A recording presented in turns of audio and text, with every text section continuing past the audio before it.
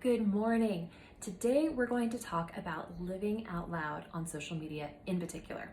Now, I mentioned before that being an online fitness coach does mean that you show up online consistently. And when I find that coaches have either, I don't say that you fail in coaching because you only fail if you never get started or give up. That's honestly the truth. And so I work with my coaches, I mentor them one-on-one, and I show them exactly what they need to do. I show them what I do in my own business to help. I help about 8 to 10 new women every month, about 120 women a year. And I mentor coaches and I teach you how to do the same because that's how this business works. Women help women who help women, right? Or men if you decide that that's the ideal clientele that you would like to serve. But it does involve you showing up on social media and kind of owning that piece that is being a social media influencer. Now, when I say influencer, I do not mean that you need 10,000 followers. I don't. But I do mean showing up consistently and exerting influence, a positive influence, being a little tiny or big light in your corner of Instagram so that when you reach out to women and they come to your page, they're going to feel seen, heard, understood, loved, and valued, right? They're going to find value in the content that you produce. I'm not asking you to be a fitness expert, right? Remember, I don't have a personal training certificate. I don't have a bachelor's degree in exercise science. That was not my background. But what I have learned to do is to add value to women's lives by sharing my own story consistently in a way that they can relate to, where I find joy in the hard, where I keep showing up through the challenges in my own life.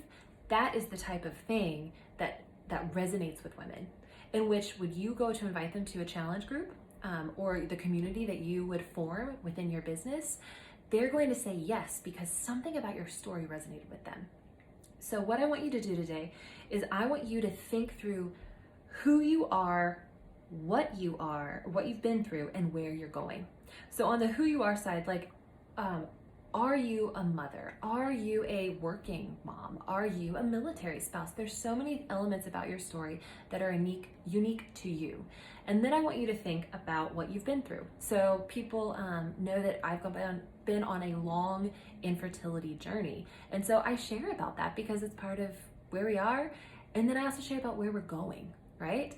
So career changes that are on the horizon, or the fact that I want to build a big thriving business and I'm not ashamed of that. And I want women to feel empowered to own entrepreneurship and to empower other women to own entrepreneurship and to build thriving businesses based on hope and transformation. And so I want you to think through, and I put an assignment in today's post about those elements of what's your unique story that you're bringing to this business. You've got your why, you've got your personal development underway, and now I want you to think about what gifts are you bringing that are unique to you to the business that you're building. And then I want to challenge you to share in your stories at least 5 slides. More is great, but at least 5 slides, with one being in which you talk to the camera.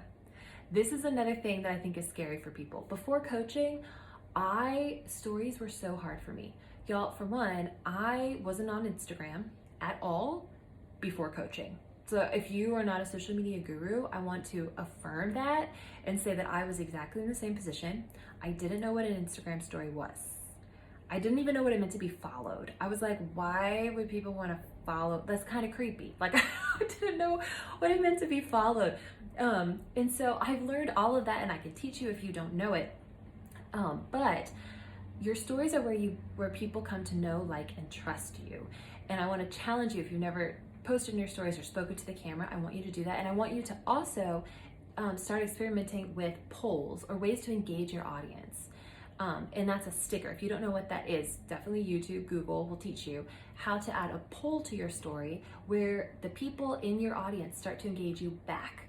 Because so much of this is about forming relationships, deepening them, so that they see that you're a real human. You're not a robot. You're not a distant social media influencer, like, I don't know, like Bono, right? Or somebody, or even like Tony Horton, a Beachbody coach, where if you message them, maybe an assistant will answer, but you can never really talk to them. No, people want to know that they can actually reach you and that you're a real person, a real mom, a real business owner who responds, sees, and loves them deeply. So that's your challenge for today, and let me know how it goes. Reach out, DM me if you have any questions at all.